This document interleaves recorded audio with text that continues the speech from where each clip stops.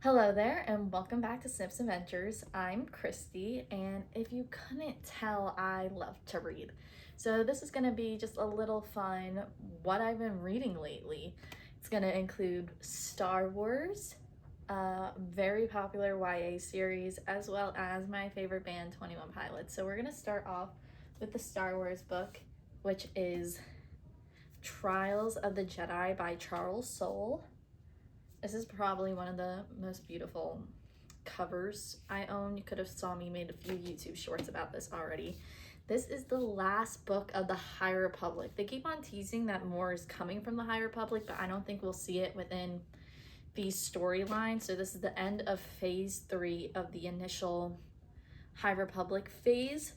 This was probably my favorite book in all of phase 3. I really love Charles Soule's writing. I wish he did more adult books for Star Wars. I'm a very character driven person, so I think in terms of characters, this book did fantastic. I really love Bell. Bell Zettifar is my favorite High Republic character.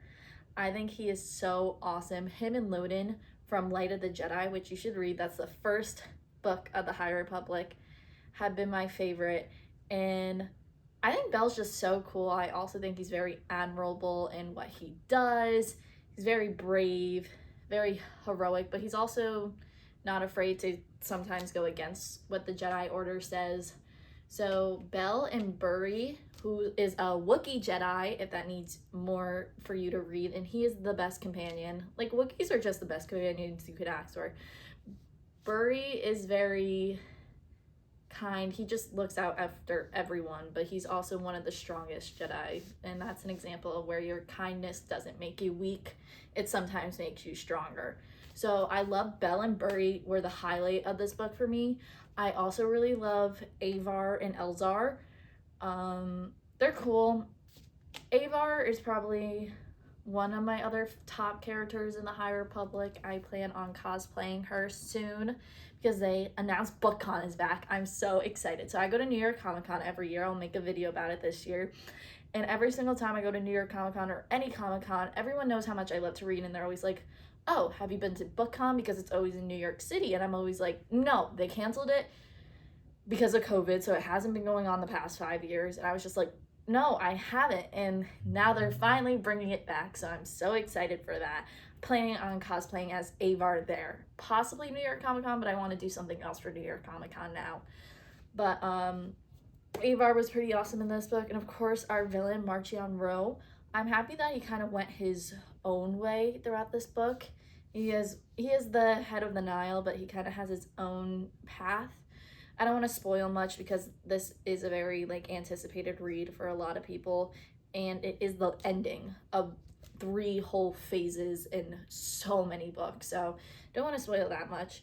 I'm satisfied with his end. I liked how it ended. I also really loved the Irdadu, I believe that's how you pronounce it, those parts, because I love how it shows the normal people, not just the Jedi, and how the Nile and the Blight are affecting them. I loved seeing our returning characters there, and it was just a fun side story.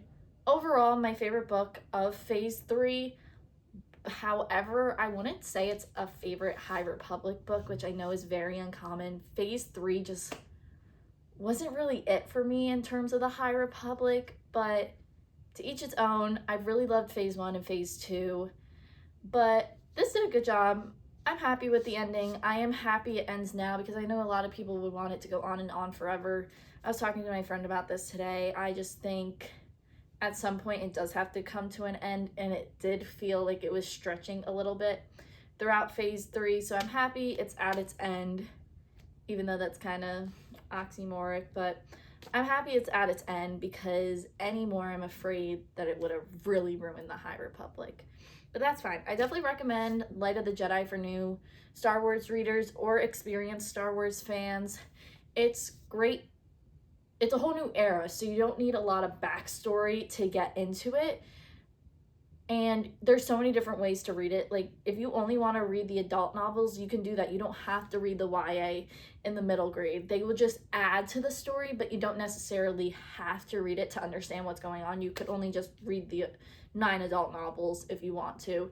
There's audiobook originals, there's manga, there's comic books. You could read the story through the comic books. There's so much in the High Republic, which is why I love it.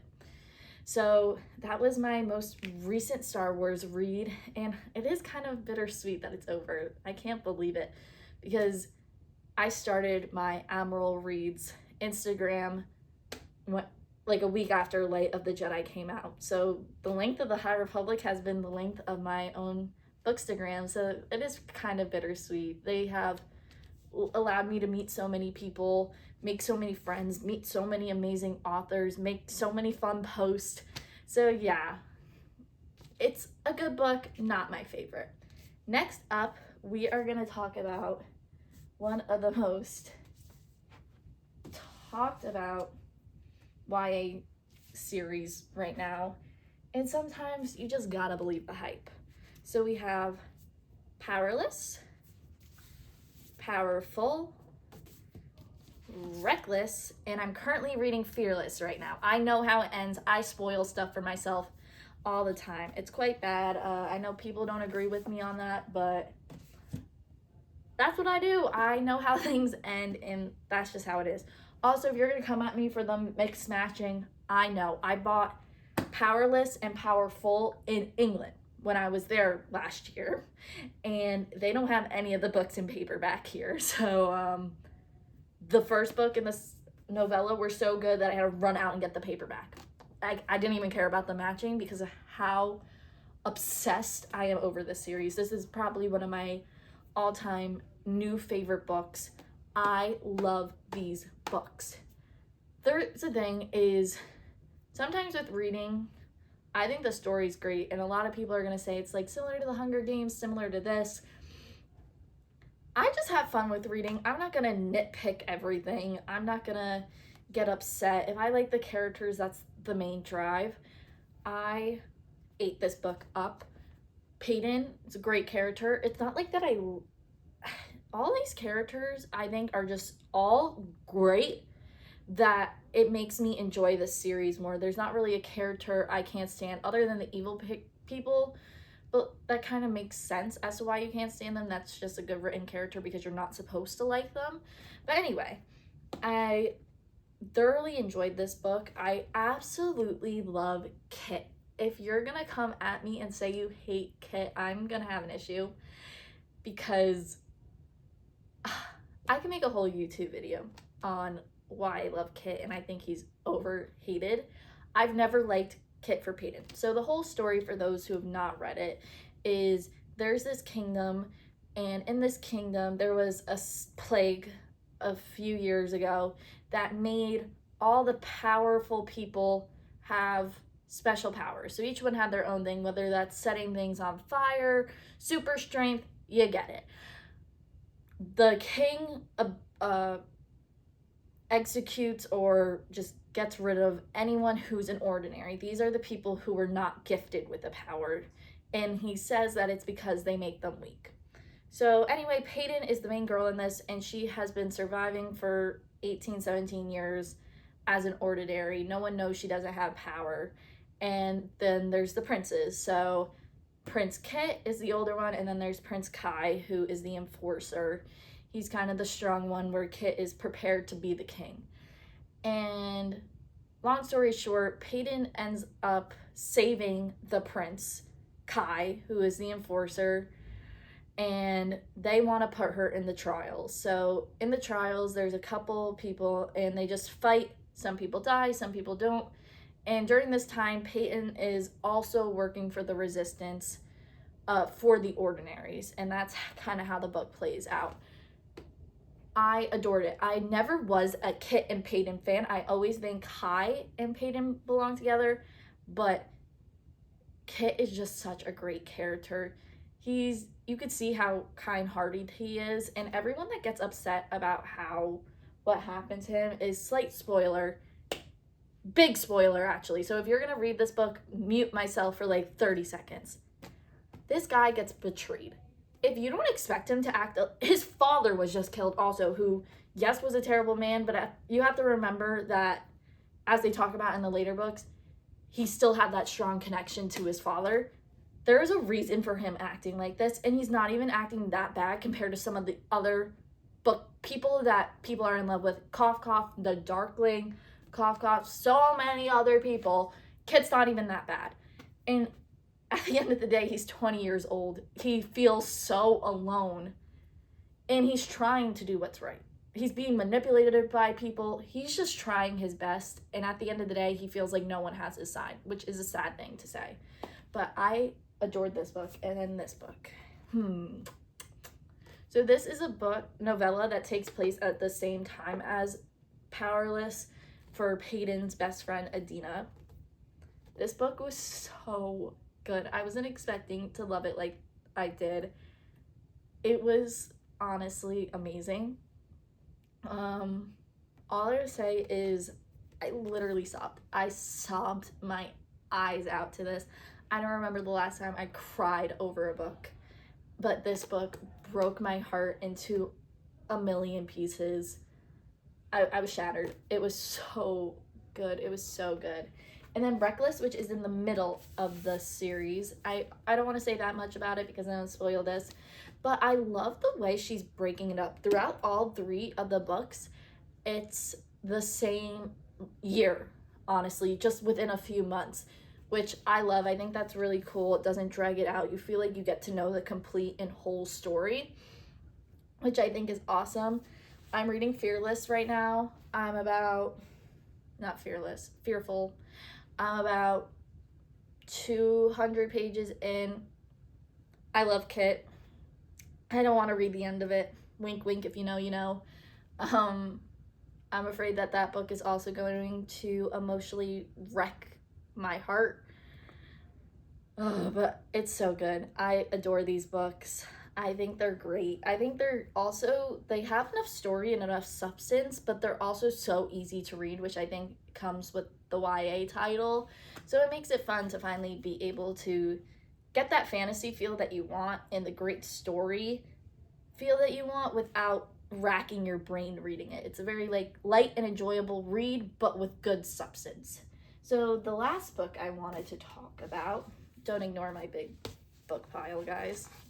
I gotta put my books back. Gotta keep them safe. Yep, we aren't damaging books in this video. They're all safe now.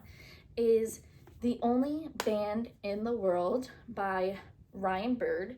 So this is a book of different interviews that Ryan Bird conducted with Tyler and Josh of 21 Pilots from throughout the years, from Blurry Face all the way to Scaled and Icy. I adore this book. Also, when I first read it, I was like, why is that the title of it? They explain that very early on in this book, but for those who want to know, Ryan Bird went to a show before Blurry Face, and Blurry Face is the album that 21 Pilots blew up on. It has songs like Stressed Out and Ride. He went to a show before that, and he was just in shock. He knew that they were going to get big. And the woman next to him actually turned to him and told him that it's like they're the only band in the world with what they're doing. I urge you to go see a live 21 Pilots show, but also don't, because it's going to ruin every other concert for you. They're insane. They're so good. What I loved about this book is that it was real conversations, and I know Ryan Bird said that some people were disappointed that it didn't go into the lore of 21 Pilots music, but more about the whole journey of actually making the music and Tyler and Josh themselves. But that's why I loved it. You really get to know Tyler and Josh better, what inspired them, what they were thinking about during each era. One of my favorite quotes in this book was that, yes, Blurry Face was the album that is technically the most popular, but Trench really cemented that. And Trench is my favorite album. And Trench was really where they were able to explore what they wanted to do. It was their comeback album, and you see that. It's also sad to see how Tyler thought of Scaled and Icy. Scaled and Icy does not deserve the hate it gets. I think it's a great album. I think it was such a fun era. I honestly miss that era because all the fans kind of dropped off during that time period, so it was less crowded in a sorts. Like, even the concerts compared to Scaled and Icy to Clancy, geez Louise, they're so full now, like the pit and everything. It's kind of annoying. But Scaled and Icy, it felt like one big family because you knew all the people who really love and support the boys were there. Yes, it might not be your favorite album, but you should support them, and you should not make Tyler want to say that he didn't write a song that before Scaled and Icy came out, him and Josh were so excited for us to listen to. But anyway, I think it's honestly a great read for those who even don't like 21 Pilots, just to see musicians and these famous rock stars and how they really live. Something I like to say about 21 Pilots is they are the most famous and most successful band that is not known. So many people don't know who they are. So many people kind of like, they just don't know. They don't think that they're that big. They kind of think, oh, they just had Stressed Out, they just had Heathens, that's kind of it. They were the first band in the world to have every single song on an album certified gold. And they were the first band in the world to do that twice. I'm talking over everyone. I'm talking over Taylor Swift. I'm talking over the Beatles. They were the first band to do that. They also just came out today and said that Stressed Out is the 260th most streamed song on Apple Music of all time. And listen, at first glance, 260 doesn't sound that great, but think about how many songs there are. Think about how many people stream on Apple Music, from musics in the 1950s to music today, and they have the 260th. They sell out concerts all over the place. It is truly crazy how successful they are, but they're also so down to earth, which is why I love them. Tyler says, like, people think he probably gets recognized way more than he does, but he doesn't. He gets to live a normal life even though they're a rock star. And getting to read into it was so cool. So I definitely recommend this book. Also, go and support Ryan. He put in a lot of work to publish this, and you know that with some authors, they pursue what they love, and that's what he did. So I give him kudos for doing that, because getting into the book world is hard. But yeah, those have been all of my books that I've been reading lately. I've been reading other books here and there, but those were my main ones I've been reading. As I said, currently I am reading Fearful, and then I'm also listening to the audiobook version of The Force Awakens novelization. I'm enjoying it. Part of the reason why I'm reading is the only thing my library had that I have not borrowed yet, so I wanted to read it. But yeah, I absolutely love books. If you do too, be sure to follow me on Instagram at @AmoReads, and also follow me on Instagram at Snips & Co, because that is where I make art, also based on some of my favorite books. I have a Grishaverse art in this bookcase. So yeah, support me, and I hope you like this video. If you want more book-related videos, let me know in the comments, and see you next time. Bye.